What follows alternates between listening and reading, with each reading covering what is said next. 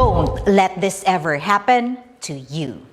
Hackers and scammers are lurking about trying to get access to your accounts and steal your information to damage not only your devices but also your reputation. So, as a smart online citizen, it is of utmost importance to secure your secrets. This is easy as ABCDE. A. Always use screen locks. Protect your phone from unwanted entry by creating a complicated screen lock code or pattern. B. Be protective of your personal information. Avoid putting personal information on public devices or devices unlocked and used by a lot of people. C. Create a strong password. Use passwords that are 8 characters or longer. Use combinations of letters in different cases with numbers and symbols. It should be easy for you to remember, but difficult for hackers to guess. D. Don't share your password. Sharing your password with someone else other than your parent or guardian will put you at risk for hackers and scammers. E. Enable privacy and security settings. Learn to use app or website settings to protect your privacy, security, and safety. With the ABCDE of security, you will keep your secrets safe, secured, and secret. Remember, secure your secrets and keep those pesky hackers and scammers away. Be internet awesome! Happy browsing!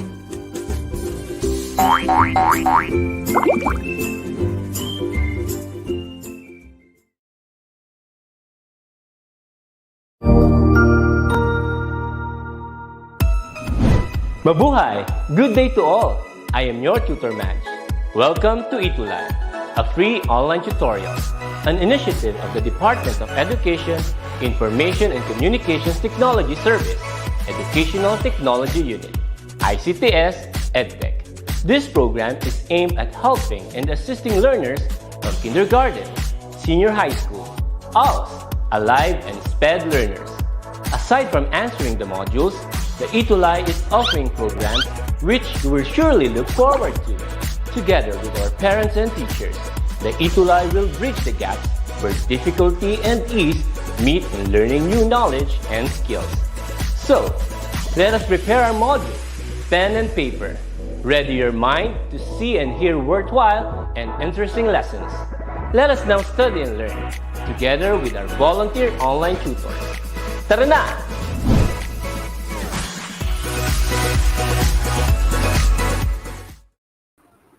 Good afternoon po sa lahat ng mga nanonood ngayong hapon sa ating ETULay online tutorial session ngayong Biyernes Matalino Friday. Ako po si Tutor Joshua. At ako naman po si Tutor Jordan na maghahatid sa inyo ng ating kaalaman sa Mathematics 5.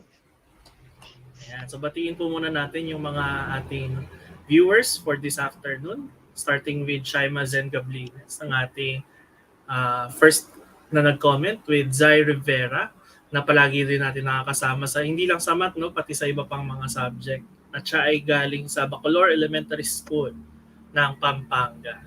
Ayan, so invite natin yung mga classmates natin and teachers and kahit yung mga parents natin, samahan tayo sa pag-unlock ng programang ito ng DepEd ETU. Narito din, sir, si Martin Angel Dave Nagompreza. Ito, very active din itong batang to sa pag-participate sa DepEd ETULay. Good afternoon po, sabi niya. He is from Gamu Central School, Gamu District SDO, Isabela, Region 2. And we also have Judith Anrojo Marquez ng Padre Castillo Elementary School ng San Pascual, Batangas. At marami-rami rin sir ang mga nag-comments na dito all the way from different provinces and different SDOs all over the Philippines. Ayan, I'm kasi seeing gusto... Marilao, Mhm. Bulacan, Mangaldan, saan pa ba? Then, Lubao, Pampanga. Ayan. Kasi gusto talaga nating maabot at maibigay yung learning opportunities sa mga estudyante natin kahit paanong paraan, in this case sa online, pero hindi doon natitigil yung serbisyo natin bilang guro, no?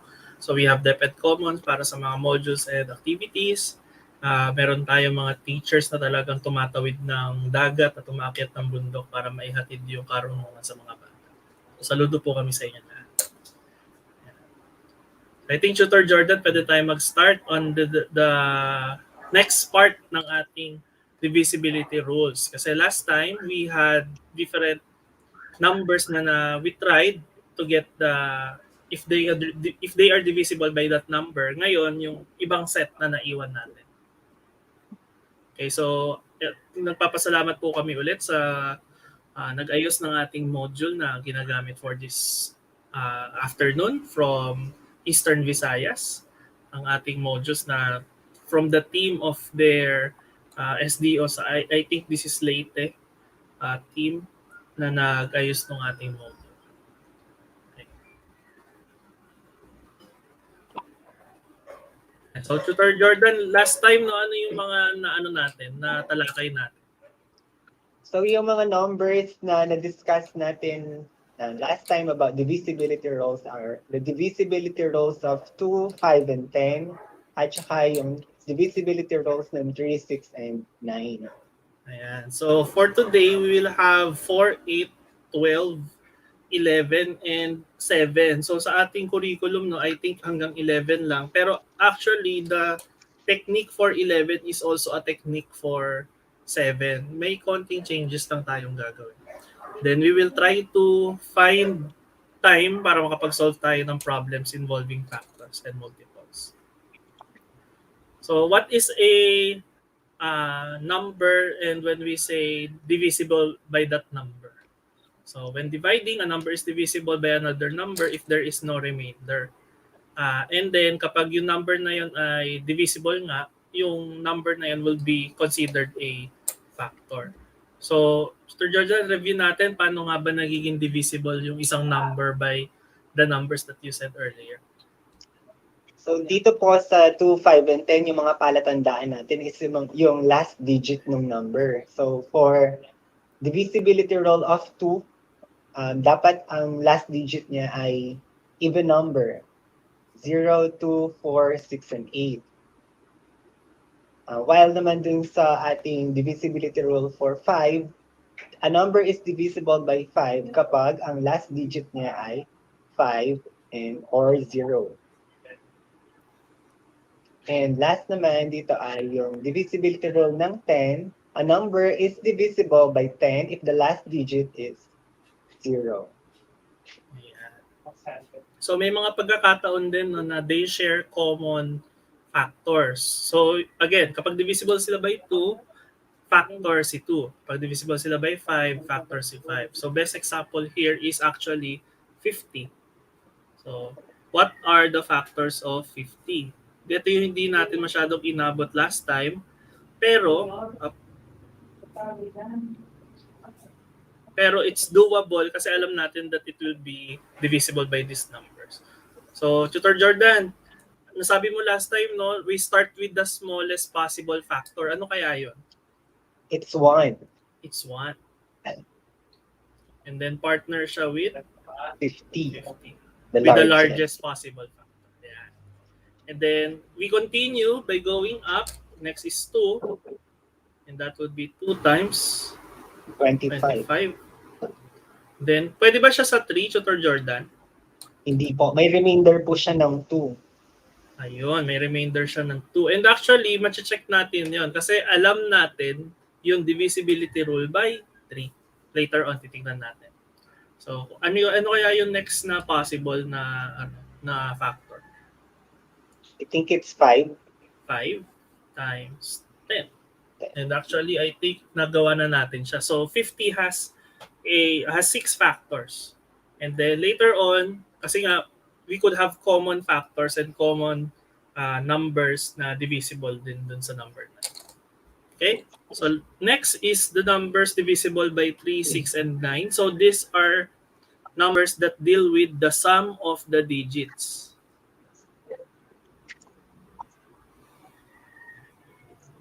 Okay? So when it's divisible by 3, the sum of the sum of the digits is divisible by 3. Divisible by 3. Yung next ba, Tutor Jordan, sum of digits din? Yes, sir. Possible pa din po siyang sum of digits. However, dapat po, divisible na siya by 2 and by 3. So, Ayan. kung po yung sum niya ay divisible by 3 and divisible din siya by 2, automatic it is divisible by 6. 2 and 3. Kailangan sabay, no? Siya divisible by 2 and by 3. And while divisible by 9 is still about the sum of the digits. Sum of the digits is divisible by 9. 9. So medyo marami-rami tayong rules. Pero ginrupo natin siya. Yung kanina by the last digit. Now it's the sum of the digits. Pero for 6, it's very special kasi kailangan sabay siyang divisible by 2 and by 3. Okay? Not necessarily divisible by 6 yung sum. Pwede rin. Pero kailangan specific tayo kasi there are instances na hindi sum is 6. For example, 90. Hindi naman siya, yung sum nun, 9 plus 0 is 9. Pero 90 is still divisible by 6 kasi. Okay? So for today, sabi ko nga, no, we will have the rest. We have 4, 8, and 12. Yun yung magkakasama. And then we have 11 and 7. Para makita natin din yung from 1 to 12. So 1, lahat naman divisible siya by 1. Okay? So, Tutor Jordan, tulad ng ginawa natin last time, paano kaya natin malalaman na yung number is divisible by another number? So, yung technique natin, sir, di ba, last time is sisimulan natin sa mababa. So, dito, sir, iisipin natin yung mga factors niya. So, pwede kasi natin siyang isipin na para siyang malaking cake. So, ilang equal parts natin siya pwedeng hatiin. Okay? So, pwede sa 24 parts, kasi nga 24 parts na siya. Pwede na sa isang malaking rectangle, kasi isang buong part. And then later on, pwede natin siyang hatiin. Pero sabi nga ni Tutor Jordan, no, the simplest thing to do is to list them down, starting with the smallest. So, 24 equals 1 times 24. Ano kaya yung next? Meron kayang agad makakapag-comment sa ating mga matitipuno at marilikit na taga-subaybay. Ayun, 12 and 2 from 12 Martin and 2. Angel Dave. So, 2 times 12. Pwede rin yun, no? Pwede nyo baliktarin. You start with the largest, 24 times 1. And then you have 12 times 2. Pwede siyang pagbaliktarin. Kaya lang, sabi nga ni Tutor Jordan, mas maganda kasi mas maliit yung akyat kapag, pangalan niya? Kapag, dito, nawala ako bigla. Kapag nag-start tayo sa pinakamaliit, mas makikita natin kung pwede ba yung ano. Kasi wala naman tayong divisibility rule ng kunwari 24. 'Di ba? Wala tayong divisibility rule ng 20. Ang alam natin divisibility rule by the smaller numbers from 1 to or from 2 to 12. Ayan. Meron pa ba? Nag-comment na po si Martin Angel Dave na gumpresa. Actually, kinumpleto na po niya, sir. Ang kasunod po ay 3 and 8. Tapos po, 4 and 6. Okay. Humabol si Maria Janelle Tala. Okay, so again, let's make it a habit. Start with the smallest. Kasi pagdating nyo ng higher grade level, makakatulong yung starting with the lowest. Especially when we have factors ang pinag-uusapan natin. Okay? So let's proceed to the divisibility rules. by 4, 8, and 12. So yung 2, 5, and 10, it's regarding the last digit. Okay? Sa 369, the sum of the digits. Okay? For divisibility by 4, 8, and 12, there is something to do with the last something digit. Okay? So let's have examples. We have 36, 72, 96, 456, and then 1024. So, ano kaya yung magiging pattern natin for this divisibility rule? Okay? Alam na natin na 36 is just 4 times 9. Okay? Si 72 is 4 times, ano nga ba? 18. 20, 18, sir. 18. Okay? And then 96, ito pala yung sasabi kong 20. 24. Okay? So stop muna tayo dyan. Kasi ano no, Malaki na siya. malaki na yung susunod. 3 digits na. Okay. So, by multiplication table, Tutor Jordan, usually from 1 to ilan lang? Yung nakikita po natin usually hanggang 10 lang po. Hanggang 10 lang, no? Pero alam natin din kasi na yung benching ko, yung 25 cents, apat na benching ko is 100. So, yung 100, divisible by 4 na yon. So, as much as possible, we know some patterns na regarding from 1 to 100. At isa doon yung divisible by 4. So, ayan, may nagsabi na nung pattern na kinukuha natin. Yung last 2 digits. 2 digits. Si Hana Artaho o Artajo? Yes. So, the last 2 digits is divisible by 4, or the number formed by the last 2 digits is divisible by 4. So, sa malalaking 2 digit, tulad ng 72 and 96, I think kailangan natin ng konting practice. Pero yung, sabi nga mo, Tutor Jordan, no, 1 to 10, hanggat maaari, alam na natin yan by heart. So, dito, titingnan na lang natin is 56. Divisible kaya siya by 4.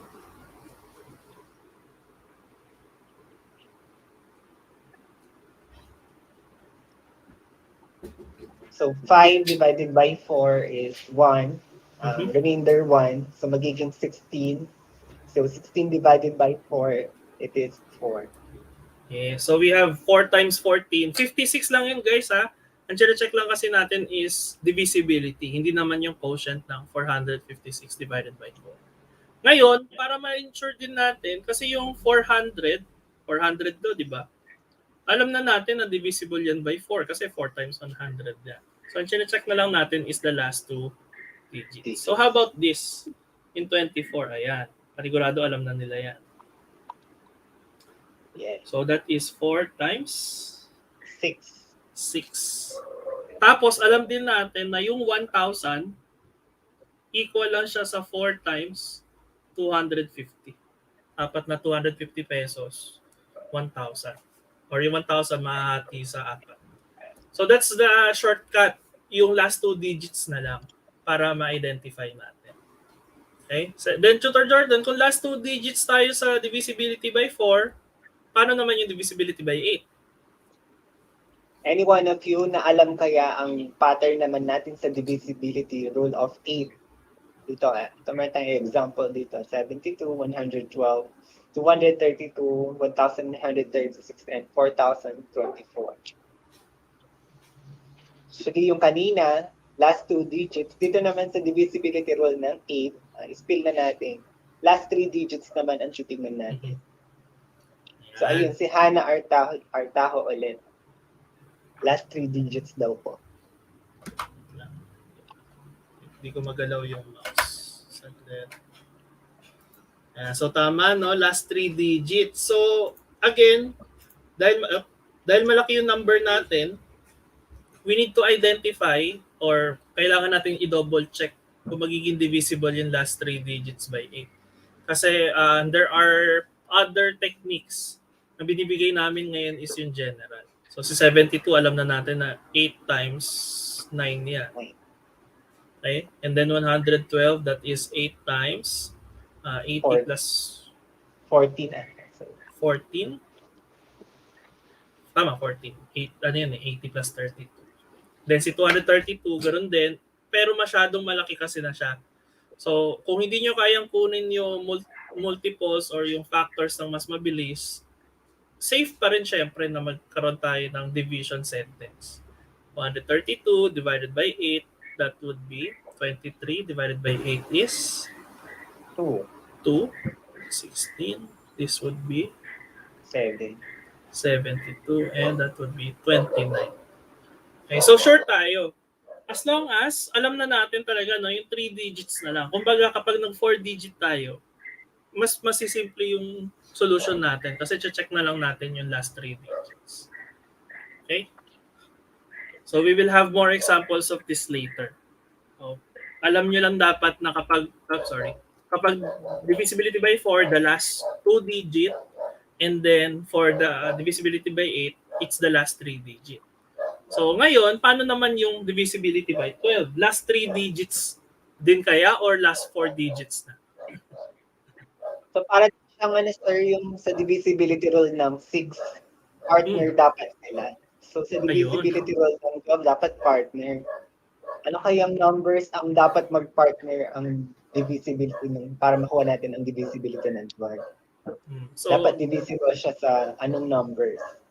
So kung by 6, no? Kung divisibility rule by 6, dapat yan ay 2 times, dapat mali. By 6, dapat yan ay 2 and 3. 3. Okay? Ano kaya yung pwede nating mag-partner sa divisibility by 12? Ano kaya yung mga factors ni 12? Yun na lang yung clue. Ayun, yun yung factors ni 12. So ano ba yung factors ni 12? 1 and 12, 2 and 6, and then 3 and 4. Ano kaya dyan yung gagamitin nating combination na partners? Nag-comment na si Martin Angel Dave Nagom Processor, divisible by 4 and 3. The rest, ang sagot sir ay, akala po nila last 4 digits sir. Ayan. So, sa last 4 digits, actually, magagamit natin yung last 4 digits, pero hindi yun sa 12 eh. Sa 16 naman yun. Kaya lang, sa 16, medyo laki na yung number, no? So, may iba pang technique kapag malalaki na yung number. Sabi ko nga, start with the smallest and you could get the rest. Okay? Parang multiplication table lang, sa divisibility by 12 tayo magfo-focus. Okay? So, sabi nga ni Tutor Jordan, tsaka yun ni Mark and ni Angel, it's divisibility by 3 and 4. 3 and 4. Okay? Pwede rin actually 2 and 6. Okay? 2 and 6. Kasi, yung 6, 2 and 3 din. Kaya lang dapat doblehin nyo yung pag-check. Kasi lalabas na dapat divisible siya by 2, divisible din siya by 2 ulit, and divisible siya by 3 ulit. So, better yet, to be sure, multiply na lang natin itong dalawa. Kasi ang kailangan, relatively prime pa din yung dalawang factors. Sa 2 and 6 kasi they share a common factor. So hindi pwede na i-assume na 2 and 6 lang yung gagamitin natin. Okay? So I think we could better explain this using an example. Divisibility by 11 na pala ako. So unahin natin yung example natin for 8 and 12 before we move to 11 and 7 para ma-apply na kagad natin. Okay? So let's identify whether the number is divisible by the other number or not. So is 128 divisible by 4? Check natin yung ating mga students. So ang clue dito na dapat the last 2 digits is divisible by 4. So pag divisible siya by 4, the number is divisible by 4. So number 1, 128 divisible or not divisible by 4. So ayun si Martin, yes po, it is divisible, sabi niyo. Yes. So lagyan natin ng reason, no? Kung bakit. Kasi syempre yes or no lang naman to. Pero dapat patunayan natin na ano siya, na what we call this, na tama. So ang reason is since the last two digits or the number formed by the last two digits, ano ba yun? 28 So, 28. is divisible by 4. So ito yung reason. Or 28 divided by 4 is equal to 7. So yun, pwede rin. Yes. Since 28 divided by 4 is equal to 7. Walang remainder. Okay, so that's for number 1. Madali lang kapag 4 eh. Kasi last 2 digits na lang ang titignan natin. Paano kaya yung 2? Ang medyo mahirap na 4 digits yung binigay. Ano yung titignan natin? So, number 2 is 4,128 divisible by 8. So, the last 3 digits should be divisible by 8. So, bigyan natin ng time sumagot yung mga ating mga pupils. Kasi no, again, so pag di kayo sure, the best thing to do is to divide para masigurado natin. Kapag ba dinivide natin si 128, ano ba kukuha nating quotient? Ayun, so tama si Tutor Jordan. Pansinin na lang natin yung 128. Kasi nabigyan na tayo ng konting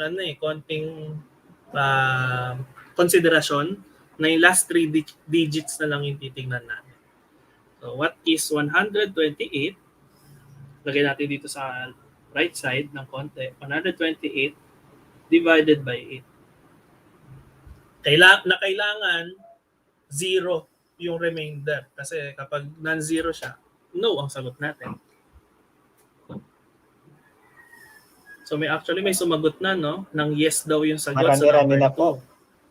Pero ano kaya muna yung 128 divided by 8? Para maipaliwanag natin na totoo talaga. Ayun, sir. Si Hannah Artajo, Okay. sinabi na po niya ang quotient ng 128 divided by 8. It is 16. 16. Up. That is 16. So kasi no, it's 8, then subtract 4, bring 4. down 8. That will be 48. Then remainder is 0. Okay? Sanayin natin ang sarili natin na hindi lang tayo nag-yes or no. We could explain everything in math. So yes, since 128 is divisible by 8, pero yung sabi ni Tutor Jordan, ipakita natin yung division sentence. Since 128 divided by 8 is 16. Walang remainder. Kaya tama tayo dito sa sagot. Okay? For number 3 kaya, obvious ba kung ano yung sagot? Yes, sir. So for number 3 is 927 divisible by 12. So yung clue natin kanina is dapat divisible siya by 3 and by 4.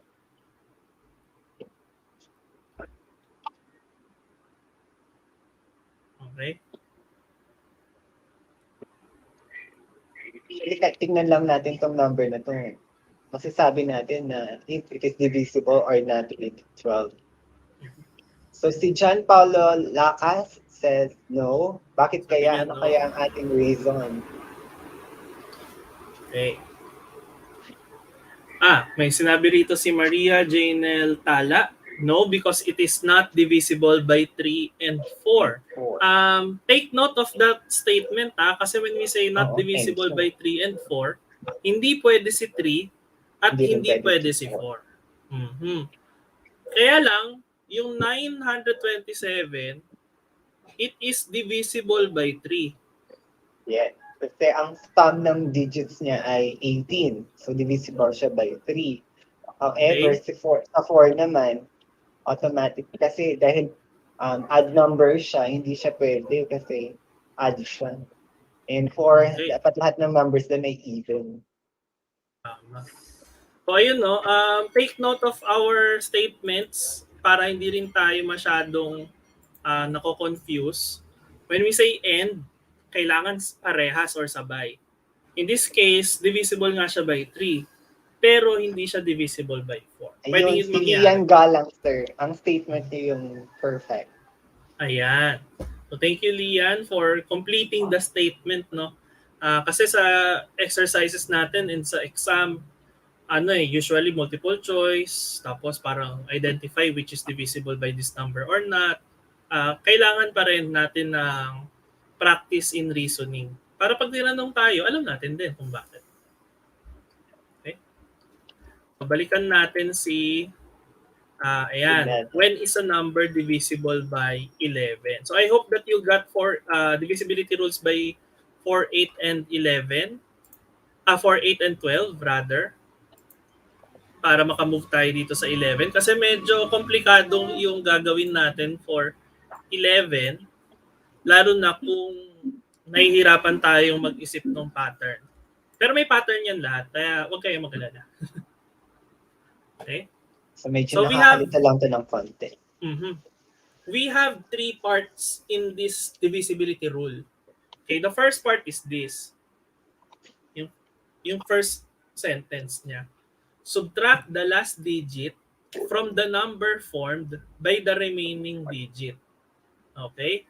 So, for example, magbigay tayo ng 132. Ayan, 132. Okay? Ano yung last digit ni 132? That is 2, correct.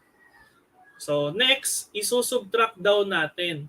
So, that would be 13. 13 na lang kasi tinanggal na natin yung huli. Minus 2, that is 11. Okay? Yung second part, if the new number is divisible by 11, pwedeng i-divide by 11, then the original number is divisible by 11. 11 divided by 11, it is 1. It is 1. Okay? So, okay na yung 100. So, 132.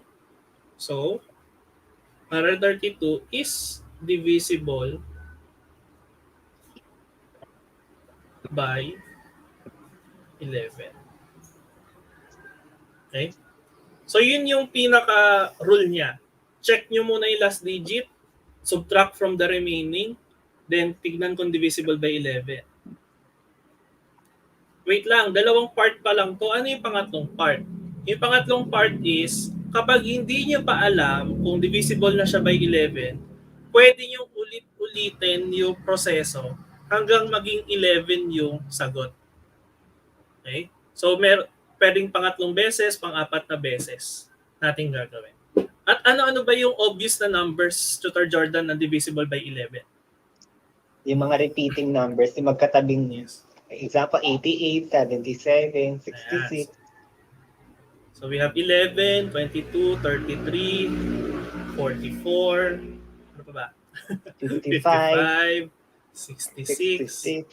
77, 88, 99. Yung 111 ba, divisible by 11?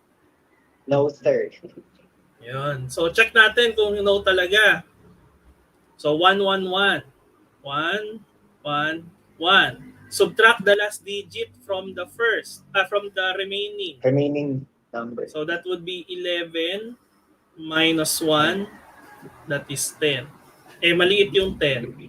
10 divided by 11 is actually, kung gagamitin natin yung ibang notation, no, meron kasi ito sa higher mathematics. Ang sagot dito is 0 remainder 10. Okay? Wala tayong makukuha kasi lahat yan yung tira, yung remainder. Okay? So, hindi siya divisible. Not divisible. Akala ko, 0.1990. Tutor Jordan, correct yun. 0.9090. Wala, tama ba? Walang katapusan yung decimal na yan. Ayan. Pero we will have that siguro pagdating na ng second quarter kasi second quarter topic nila yan. Doon na tayo sa may mga remainder. Pero yun nga, tama si Tutor Jordan, no, pag nakuha natin yung sagot may decimal, technically that is not divisible by that number. Okay? So how about this one? Let's try natin sa ating example. Pero bago yun, sir, shoutout muna natin si Mary Crizel Pessimo. Sabi niya, me listening na wala nakakapansin. Ayan, napansin ka na, Mary Crizel. So going back, sir, when is a number divisible by 11? So let's check the last digit first. That is, in this case, we have 7. Okay. Next, ang gagawin natin, 51 minus the last digit, 7. And 51 minus 7 is 44. So si 44, divisible na siya by 11. Kasi repeating na siya, repeating 2 digits. So we could say that 517 is divisible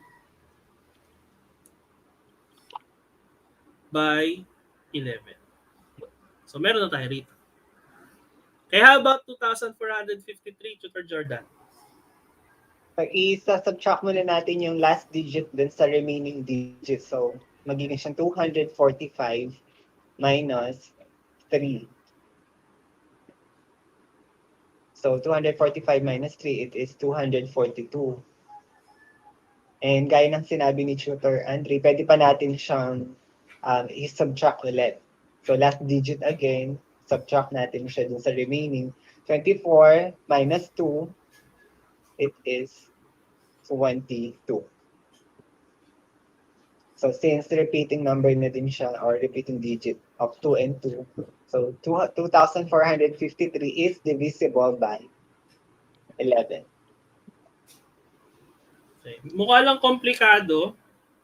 Well, actually, medyo komplikado talaga. Kasi, kailangan nating ayusin yung mga digits. Meron siyang paliwanag din kung bakit yan gumagana. Pero, I think we cannot discuss that today.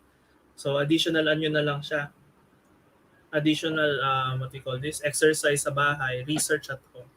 May nagsabi po na 242 is not divisible by 11. So, eto po, napatunayan na kasi natin na yung 2453 is divisible by 11. So, check na lang din natin si 242. 242 divided by 11. It is 22. So, 24 divided by 2 is 2. Remainder 2. That would be 22.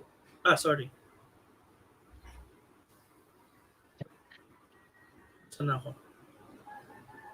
So, 24 minus 22, sir, it is 2. Ayan, 22 pala dapat. Sa taas pala dapat nilagay yung Opo. 2. Nagkabaligtad. Okay. Okay, so this would be 22. So tapos bring down 2, we have 2 again. So that would be 22 minus 22 is 0. Okay. Actually, kung titingnan natin, sir, para nakakalito, pero kung marunong tayong mag-subtract at hindi tayo malilito sa pinaghihiwalay nating digits, ay ang divisibility rule of 11 ay madali lang. Okay. And actually, divisibility by 7 is very, very similar. Kaya lang, ang mangyayari, dodoblihin muna natin yung last digit. No? Okay? Ang kinaibahan ni divisibility by 11 and by 7, sa 7, subtract the last digit na lang. Sa 7, times 2 muna natin yung number. Then, the process is the same. Kapag yung resultant na nakuha natin is divisible by 7, okay na siya. Kapag hindi pa din, uulit-ulitin natin yung proseso. So, let's try this one. Sa 517, last digit is 7. Ang unang gagawin, multiply it by 2. So, 7 times 2 equals 14. Tsaka lang tayo mag-minus. 51 minus 14 is... Ilan ito? 37. Tama ba? 37. Ayan, 37. Okay? So, in this example, 517 is not divisible by 7. By 7. Okay, try natin yung 2453. Okay?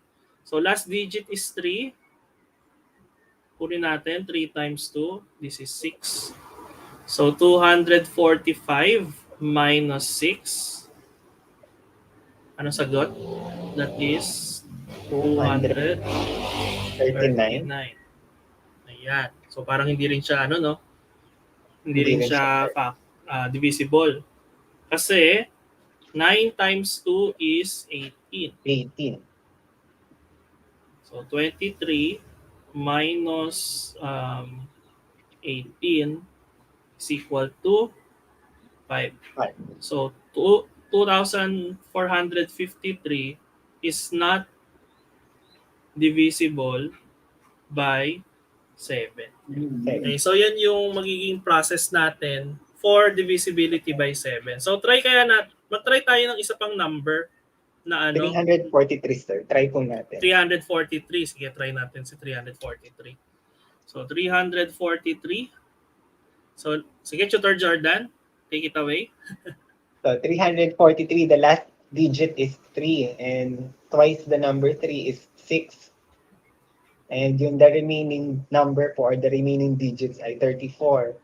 34 minus 6, it is 28. And we know naman po na 28 divided by 7, it is 4. So therefore, 343 ay divisible by 7.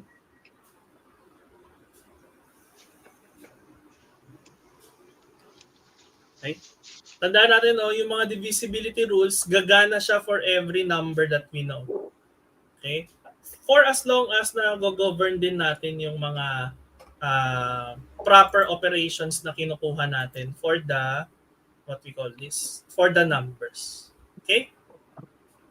So for our next part or last part ng ating what we call this, discussion for today, let's go to what we have common factors for the pair of numbers.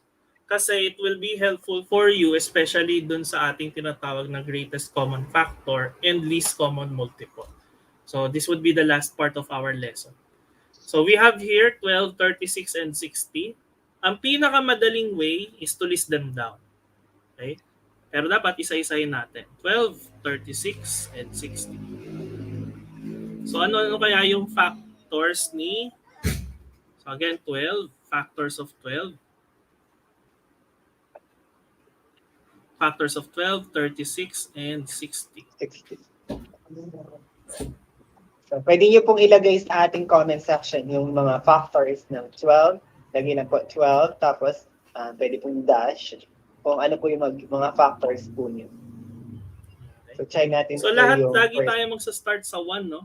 1, okay. 1, and then 1. Sunod na po natin yung ka-partner niya, sir. Yes. Technique, pwede nyo ilagay sa tabi, pero pwede rin naman sa dulo kung gusto nyo nakaayos siya ng increasing order. So, kunwari yung 12 dito kasi ine-expect natin maraming laman yung 12. So, 36 din. And sa 60. Okay? May nakakuha na si Martin Angel. Nagawa niya yung 12. 12, take note hindi equal yung nilalagay natin.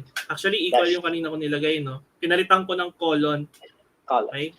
Kasi hindi naman equal yung 12 sa 1, 2, 3. So, tamang tamang symbols lang din. So, we have 1, 2, 3, 4, 6, and 12. Okay? Then, for 36, ayan, si Martin ulit. Tama na yung kanyang syntax or yung ginamit niyang symbol. 1, 2, 3, 4, 6. Then we have 9, 12, and 18. Marami-rami pala yung sa 36. And for 60, this is just 1, 2, 3, 4. Then we have 15. Then we have, may kulang ako. Okay, sige. Ayusin natin. 1 and 60. 2 and 30. We have 3 and 20. We have 4 and 15. 15. Then we have 6 and 10. Ayan. Sir, and 5 and 12, I think. 5 and 12. 12. Ayan. Pinakamarami yung 60. Okay? So ano yung mga common? Kasi common factors ang hinahanap. So common factors are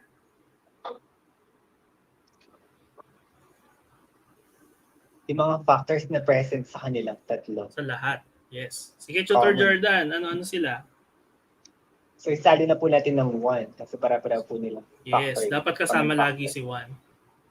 And 2. 2, We also have 3, 3, 4, 4, 6. 6. O, bakit walang 5? Ay, Wala sorry. kasing 5 yung Walang 12 tsaka 5. 36. Kinabahan naman ako. Akala ko mali ako. Pero, So, meron pa ba? Yes, sir. Yung pong 12. Yung 12. Okay. Ayan. So, kailangan talaga, no, maingat tayo at nalilista natin lahat para kumpleto pa rin siya pagdating natin sa dulo. Okay, so let's have the last one. 66 and 108. Malaki-laki yung 108. Pwedeng ganito yung gawin nyo, no? Lista nyo siya ng diretso. Pwede rin naman yung kaninang ginagawa natin na 1 times 66. Okay, para nakita nyo na kagad. Tapos next Actually, is 2 sir, yung times... factors po ng 66 ay nasa comment section na po. Okay. Sige, Tutor Jordan, pakibanggit natin kung sino siya. Si Angel Julian Leonardo. Ay, nahihirapan nyo kami sa mga pangalan ninyo. So, 66, the factors are 66. I 1 in 66. So, 1, 2, 3, 6, 11, 22, 33, and 66. Ayun, no? So, yung kung increasing order yung gusto natin, paikot lang yan gagawin. Pababa, tapos paakyat. And then for 108, marami-rami yung 108 eh. Na-comment na din po ni Angel Julian Leonardo. So, ayan, very good naman. So, we have 1 and 1, 2, 3, 4, 6, 9, 9, 12, 12, 18, 18, 27, 27, 36, 54, 54, and and 100. 108. So, paano nyo madaling makukuha yung common factors? Makakatulong yung divisibility rule, especially for large numbers. Kasi kung alam nyo yung divisibility rule ng 2, 3, 4, makikita nyo na kagad. Even number, 108, even number. Yung 3, 1 plus 8 is 9, divisible by 3. Divisible by 4, bakit? 0, 8, yung last 2 digit. 8 is divisible by 4. Si 6, kasi divisible na siya by 2 and 3. Si 9, 1 plus 8 is 9, divisible by 9. Si 12, divisible na siya by 3 and by 4. So, naiisa-isa natin. Alam na natin, sure na tayo sa 1, 2, 3, 4. At dahil yung 6, nagawa na yung 2 and 3. So, nadadagdagan yung knowledge natin regarding that. Ganon din sa 18. Ang technique naman dyan, alam natin divisible siya by 3 and divisible siya by 6. So, 3 times 6, 18. So, makuha natin. May pattern talaga. And that's for you to find out whatever the patterns are. Okay, so the common factors are 1, 2, 3, 6. Tama ba? 1, 2, 3, 6. And yun lang. 1, 2, 3, and 6. Yun po ang sagot ni Martin Angel Dave. Ayan. 1, 2, 3, and 6. So, tandaan niyo yung mga divisibility rules kasi next week, magpapahinga muna tayo dito sa divisibility rules and we will have what we call grouping operations, which is the PEMDAS or the GEMDAS, kung yung gusto natin itawag. And practice tayo sa addition and subtraction kasi malaking bagay yung pag-a-add and pag-subtract. Okay? And that is it. Kung isa-self-check natin, nakatapos tayo ng ating objectives for the day. Okay? So, thank you sa pakikinig sa amin ni Tutor Joshua. And I hope we'll see again next week para sa ating susunod na linggo. Panibagong lesson naman tayo sa susunod na linggo. So, kami pa rin ang inyo makakasama. Pero huwag niyo kakalimutan syempre yung lessons natin na magdadaan kasi magagamit natin siya for our future lessons, especially divisibility rules. Pagdating natin ng GCF and LCM, malaking bagay yung previous knowledge natin. At kahit pagdating natin ng fractions na alam kong challenging para sa lahat, yung previous knowledge talaga yung makakatulong sa atin for this learning opportunities. Okay, with that, again, I'm Tutor Joshua. Maraming salamat po sa inyong lahat. And ako naman po si Tutor Jordan na nagsasabing maraming paraan para matuto sa matematika. Maraming salamat po. Okay, happy weekend!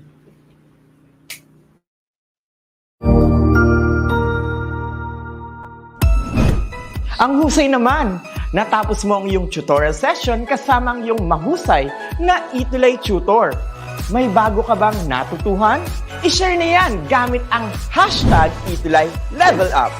Huwag aalis ha dahil may susunod pang programa na pwede mo ring panoorin at salihan dahil naghihintay na ang iyong mga tutors. Happy learning dito sa ETULay!